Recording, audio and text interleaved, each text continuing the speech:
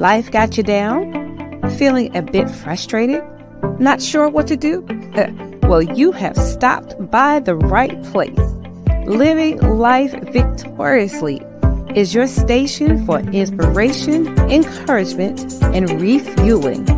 Here we will discover together what it means to live a victorious life with your host, Victoria E. Henderson. I want you to know that you are not alone.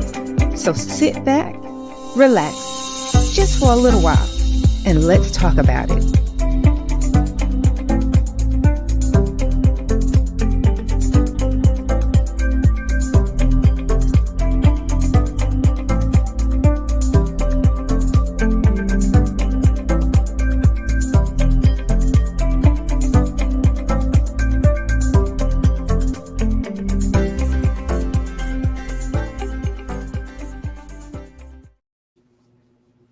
Good evening, everybody. Good evening, one. Good evening, all. Welcome to Living Life Victoriously, February 2024 edition. Hang on a second. Let me share it with a few folks who like me to do that really quickly, and then I will be all yours. Yes. Hang on. Just a second.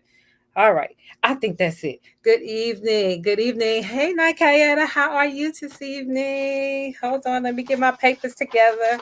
My little desk space here. I want to go back so I can see the comments. All right. Okay, comments. There we go. Hello. Hi, Nikayetta. Hey, Elder Hines. How are you? Thank you for sharing. I appreciate you. All right, let me start again. Good evening, everybody. Welcome to Living Life Victoriously. Victory 24. Victory 24 for the second and fourth Mondays of each month. Here we are in February 2024. Hold on. Y'all, give me a second. Oh, Lord. I gotta find a place to put my hotspot there. It doesn't like it on my computer. All right. There we go. We are in February 2024. I am your host, Victoria E. Henderson, and I'm so happy to be with you tonight. We have slid right into February, and oh my goodness, I can't believe it. So many people saying, I can't believe it's already February. And we are here to support one another and how we can live victoriously together. How are you? You say you good, Nakayetta? Good. How are you, Elder? She said, hello, beautiful lady. Thank you, guys. Thank you. Thank you for being here with me tonight. Nakayetta says she's already shared the live. Please, if you are on tonight, please go ahead and share it. And know that we are going to have a replay of this show right here on ALH Broadcasting on this coming Saturday evening at 6 p.m. I am also excited to share that Living Life Victoriously can now be seen on YouTube. It'll be on ALH Broadcasting Network on YouTube, as well as Living Life Victoriously. Yes, I have my own channel on YouTube. So yes, indeed, as ALH is expanding, Living Life Victoriously is as well. I am excited to see where God is taking us this year. So please keep us in your prayers. I just can't believe it. It's on the YouTube channels as well, and I'm really excited. I was going to have my first guest tonight. We've had a few transitions under the ALH Broadcasting Network, and that's fine. But my first guest, we rescheduled, and so next week, 2 weeks from now, because I'm on the second and fourth Mondays of each month. On my next show, I will have my first guest. So be sure that you come back and tune in so you can see who is going to be my first guest on Living Life Victoriously. Yes. Did you guys enjoy the halftime show yesterday at the Super Bowl? Did anybody watch the Super Bowl? If you're watching, Nakeda, did you see it? Or Elder Hines, did you guys see the halftime show? I did. And, living with my children, they're going to make sure that we saw that halftime show. And they couldn't be quiet. Give me the critique on the halftime show. But what did you think of it? I enjoyed it. Looking at Usher, and he had on one of my favorite colors. Y'all know I love that blue, that royal blue color. And Ruth said to me earlier, she said, "Do you know he's 45? He was on the roller skates. Did y'all see him on the roller skates?" It was a beautiful show. I really did enjoy that. So I am so glad that we got to see something like that in our lifetime. Just to see, you missed it. Oh, you got to go back. I'm sure it's on YouTube. I'm sure it is somewhere. And Alicia Keys, he had her, and he had my one of my favorites, Ludacris. With that his nice little Afro. I like Ludacris. He's one of my little celebrity crushes. So go back and see it. It was good. But anyway, that's I just wanted to see if you showed it. I always like to talk a little bit about something that's happening in the world. And on my last couple of shows, it's always something kind of going on in the world. But I thought the Super Bowl and seeing that halftime show was really, really something positive and something upbeat.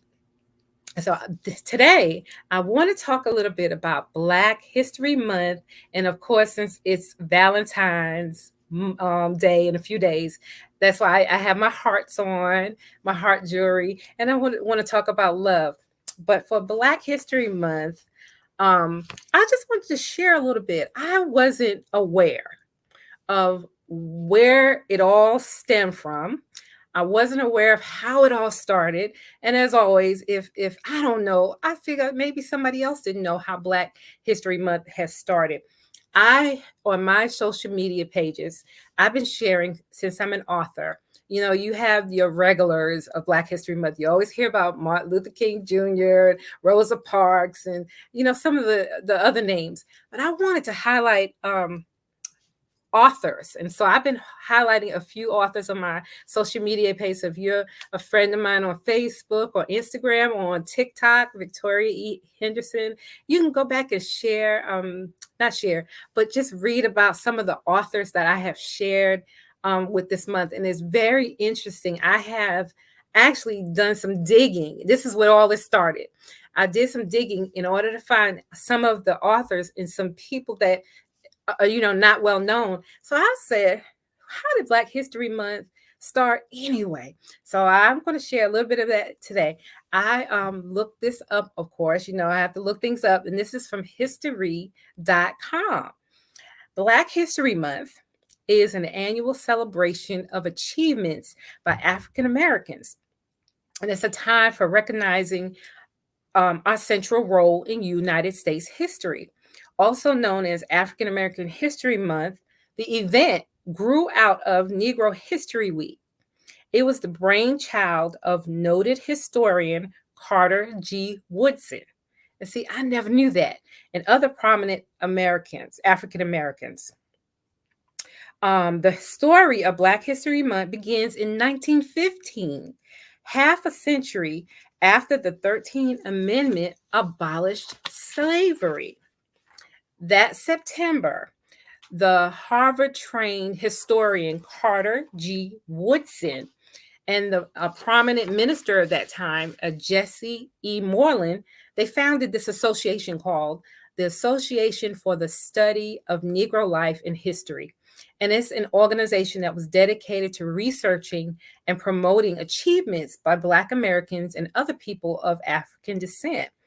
And it is known today as the Association for the Study of African American Life and History. I didn't even know that it is still around today.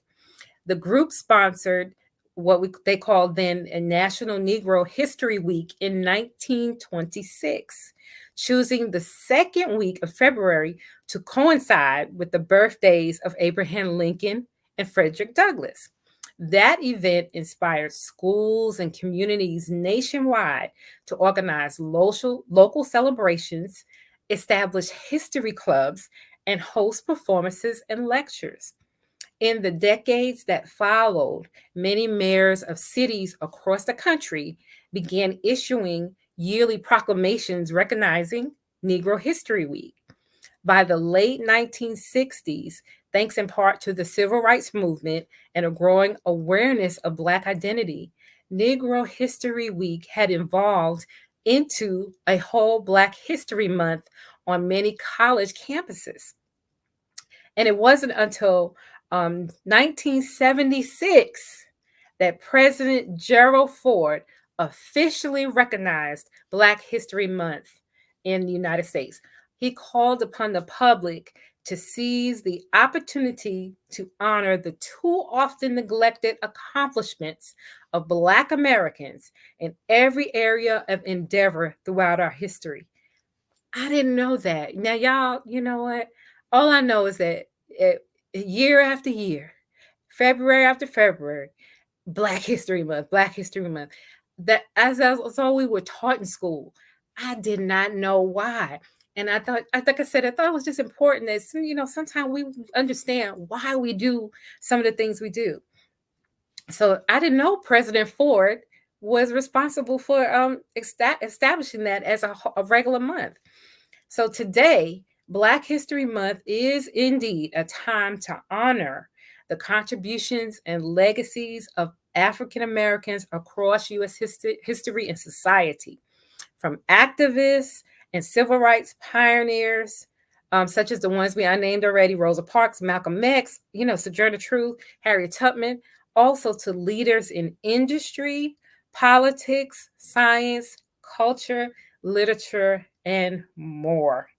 And another known fact that I didn't know: the NAACP was founded in February 1909, the centennial anniversary of the birth of Abraham Lincoln. Right? Nakeda said, "Good for President Ford." I know. I just didn't know that it was President Ford who did that. So, and I didn't know also that each Black History Month had a theme.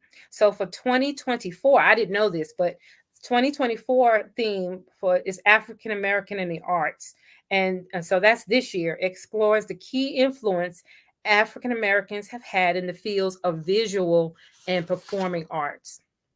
Again, I didn't know that. So like I said, I was just doing authors because there's some really prominent leaders in literature and all and writings that I didn't know, and I've just been researching them and sharing them on my page. I shared today Elin Harris. Yeah, Elin Harris, I know about him, so I could talk about Elin Harris.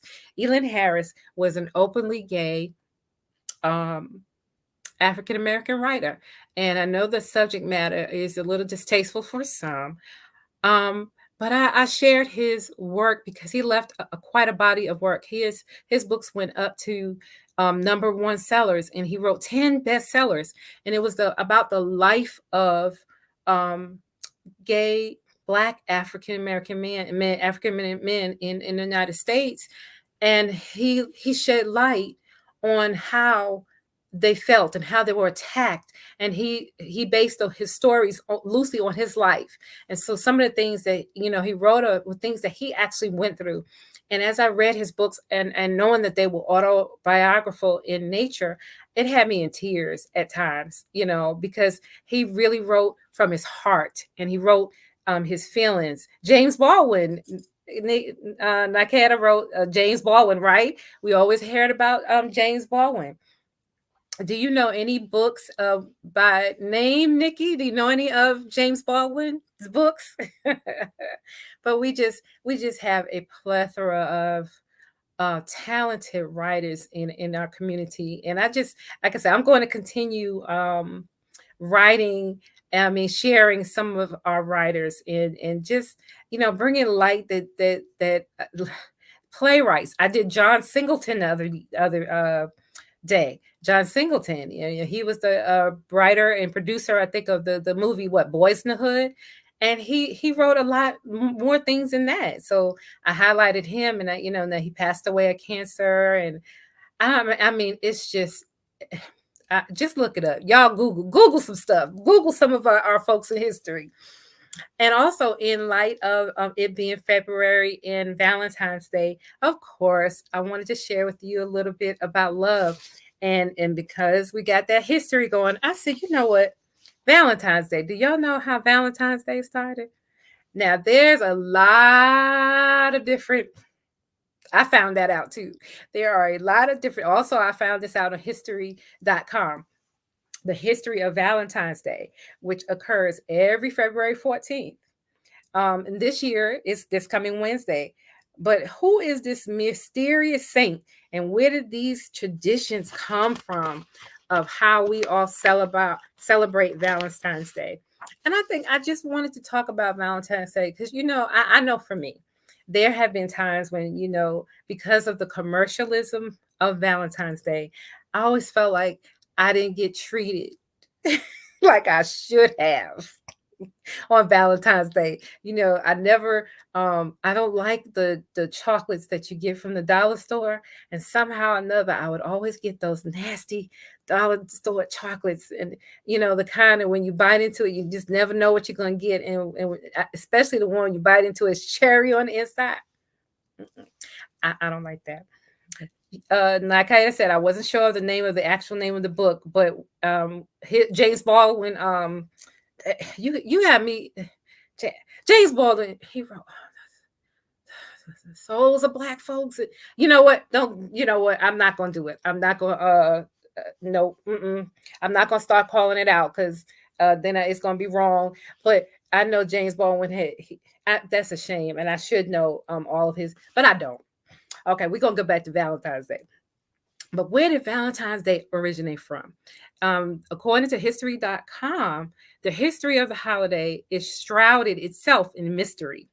We do know that February has long been celebrated as a month of romance, and that Saint Valentine's Day, as we know it, contains vestiges of both Christian and ancient Roman tradition.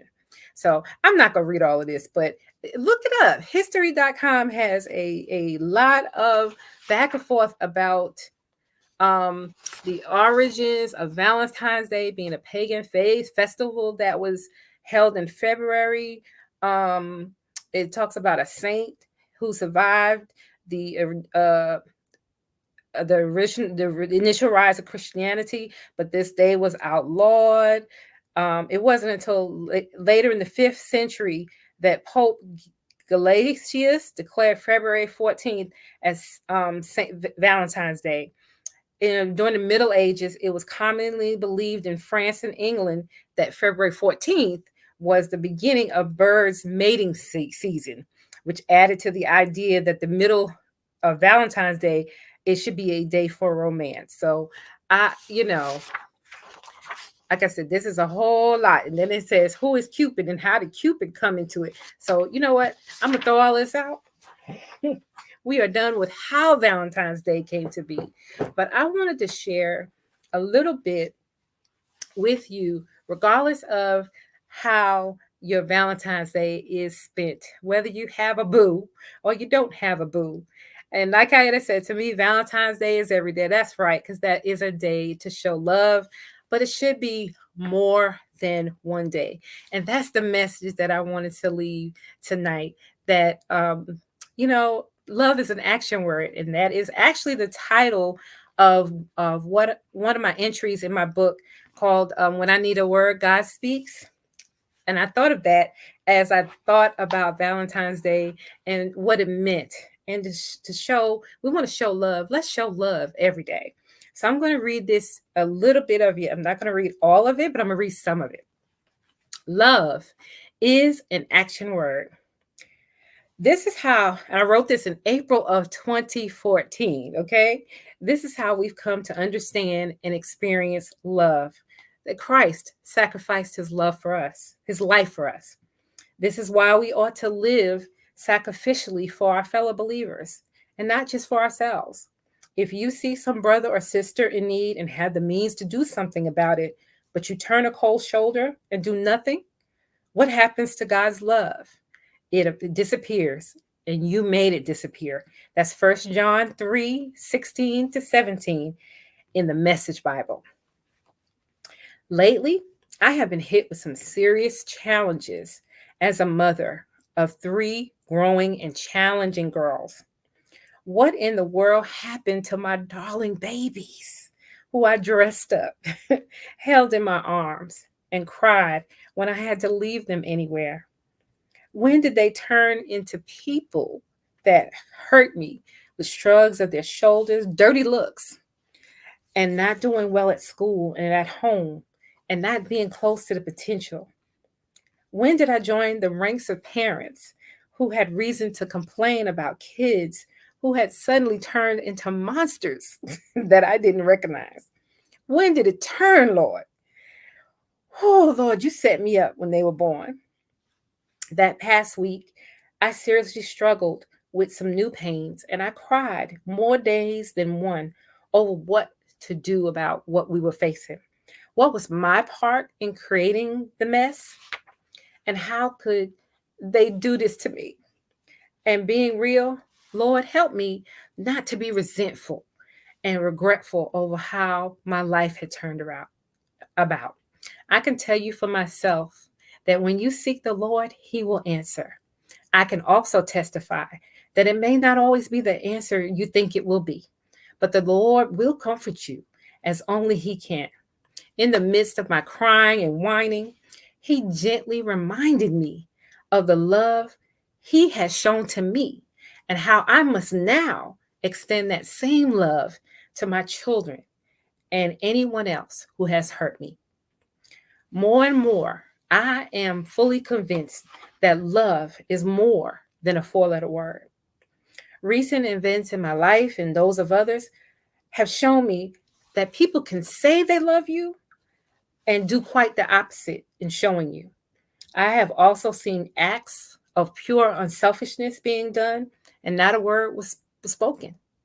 What motivates some to show love and others to just say it? Sometimes the way some people act towards you makes you declare that they couldn't love you at all. But what I discovered to be fact is that love is present and real, whether you feel it or not. In my most unlovable state, God extended his love towards me and gave me a chance to live a new life in him. He did not base it on whether I loved him back or he even cared that he loved me. He simply loved and protected me despite me. My Savior had me on his mind. And this I know, but God had to remind me again how, despite the great mess I had been, he loved me through the process. And now I had to do the same for my children. I did not fully understand or appreciate his grace until much later in my life. And I have to realize that neither will they understand the lessons I'm trying to teach them until they experience life outside of the cocoon I have built around them. If I say I love them, I must correct what I see wrong quickly and firmly, but with the thought in mind that discipline is part of the process. They must learn life will not always be peaches and cream. If I love them, I will not allow them to believe that their actions do not have consequences and affects others. They have to know that they don't live on an island, but they are connected in some way to everything around them and that everything they do affects others. That regardless of their young age, their actions will affect them for the rest of their lives. This love thing is deep, my friends. We cannot say we love someone and then seeing them in pain or suffering or going down a wrong path, just do nothing. We cannot allow how we feel to prevent us from extending the same grace that was shown to us. Loving someone despite how dirty their sins are or what they do to us is not an easy task, and I know that to be true. Loving someone while you know they do not have your best interest at heart is a hard thing. Let me say that again. Loving someone while you know they do not have your best interest at heart is a hard thing. How do you love when your first instinct is to run? How do you love when the hurt comes from them? Sometimes it's the closest to you. How do you love family members when they say mean things and church members who are supposed to uplift you, but they fall down on the job? Spouses who don't understand you or your children who are still a little bit immature and hurt you. All I can suggest to you tonight is Jesus. We used to sing a song in church, an old hymn. Turn your eyes upon Jesus, look full in his wonderful face, and the things of earth will grow strangely dim in the light of his glory and grace. And so I say we have to focus on Jesus. And as I was writing this, I said, tears are rolling down as I write this, as I begin to fall focus on Jesus. I pray right now for you, and I pray for me. I pray God will give us the strength to endure and love someone out of their sins and into the place where God can use them for his glory. I pray I can do this not just for my kids, but for everyone I come in contact with. And it's ironic that I wrote this around the Easter season. It says, in this Easter season, may the power of the resurrection be more than just a story, but a time of renewal for us to truly show love in action in all we do. Blessed be the name of our Lord and Savior Jesus Christ. So if you want to read some more, go and get my book, Victoria E. Henderson's When I Need a Word, God Speaks. And I just knew I had to share that with you because love is an action word.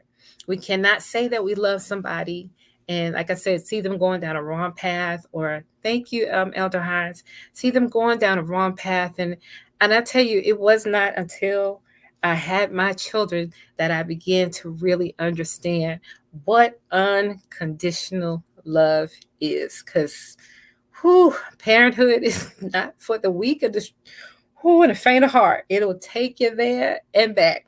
And even if you don't have children, there are the things sometimes that people will do to you, and you don't understand, and you think that you're being kind to somebody, and you find out they're talking about you. It's all kind of situations. But I know that if I have the love of Christ inside me, then I have to look beyond what people do and concentrate just on that love part. If I am to be all that he has me to be, I got to forgive. I got to forgive, and I got to extend to them that same grace. That same grace that was given to me, I got to extend to everyone I come in contact with. And so that is my message for tonight, that in this season of Black History Month, and then the season of Valentine's, and I used to say, and y'all know, some of you know me, know that I've said this, Valentine's, schmalentine, whatever. But it's not just about the love between a man and a woman, or my boo, or don't have a boo. It is the love that I want to celebrate in every form. I love you guys who are with me here on this live tonight. Andrea Hines, Nikaeta Williams, Ruth Griffin. I love you guys. I truly do. You love me. And as a matter of fact, this show tonight, I am dedicating to two women in my life who love me. And I know that I wouldn't be half the woman I am today without their love. And that is Andrea Hines and Ruth Griffin. I love you guys. And they are my co-host on Authors Up. We have a good time every Sunday night at 7 o'clock. We do life together with these beautiful stories. And they just have encouraged me and loved me, and they don't even know it sometimes how much they encourage me and have pushed me on. And so I thank them for their belief in me and their love. And like I said, this Valentine's Day, I'm not going to cry about no balloons, no flowers. I'm just going to celebrate the love. And how about, I want to show love. I'm going to buy some balloons or something for somebody who, I don't know, just pick somebody random, and do something for somebody else. And that's, I know, is going to make me feel better. And so that's what I want to leave you guys with. Show love this Valentine's Day. Don't let it just be about some earrings or a necklace with a heart on it. That's superficial stuff. Show somebody that you love them. Okay? Yay! She said, "Oh, you making my eyes leak." No, don't start, because if I'm not gonna start tonight about making people's eyes leak. Before I go tonight, I also want to remind. Okay, I'm gonna see if I can get this right. I'm gonna get this right. I'm gonna get this right, Ruth. I want to remind you about Joy 365. Joy 365 is still available, and I'm going to be talking about Joy 365 all year long. I, along with a couple of other wonderful folks that I know, We are co-authors in this book, beautiful book called Joy 365. It is dedicated as a devotional dedicated to joy restoration 365 days of the year. 365 co-authors have come together, compiled by Dr. Vanessa Blackwell, to spread love and joy the whole year. So if you would like to get the book, all right, I'm gonna do one more thing. If you want to get the book, send me an email, livinglifevictoriously1@gmail.com for your copy. And I will be happy to get you an autographed copy. Let me know if you like the book. All right. Get the book. Wrong show, but still. Nice tag. Get the book. I love you too, Night Kayetta. I love you too. I love you guys so much. I'm telling you, this year, 2024, is just a blessed. It's going to be a blessed year. It is already. It started out with a bang. Now, let's not be confused. Still going through some things at work, but it's going to be all right. And I'll let you guys in on another little secret. I started the day not feeling good at all. It was a push. I got to work. I was hurting. Got to work. I even let some tears fall this morning as I was sitting at my desk, and they came in. What's the matter? I said, it just hurts me so much. But I prayed and I asked God to help me, and He did. And He did. And He helped me once again. I told Ruth, I said, I had to put some makeup, because makeup covers a whole multitude of sins. But God is so good that He helped me feel better inside and out. And I'm just so grateful for another chance to show His love on living life victoriously. So I thank you again for taking time to be with me tonight. Again, if you have any questions or comments, you'd like to be a guest on the show, send me an email at livinglifevictoriously1@gmail.com. I finished my event scheduling platform, and I'm all ready to rock and roll. So again, I'll be here the second and fourth Mondays of each month. I'll be right here on ALH Broadcasting and on Facebook, and also on ALH Broadcasting and Living Life Victoriously on YouTube. And I think that's it for tonight. Thank you again so much for being here. I have enjoyed myself immensely, and I couldn't do it without you all. So thank you. I will see you again. Okay, hold on. Y'all give me a break. This is my first time doing some of this stuff. Good night. I pray something you heard on today's show has helped you and has given you the encouragement to keep on pressing. Let me know your thoughts. You can send me an email at livinglifevictoriously1@gmail.com. Also, for more inspirational content, you could check out my blog called Still Waters over at wordpress.com. Walk in victory daily and join me the second and fourth Mondays of each month. Remember, live life victoriously.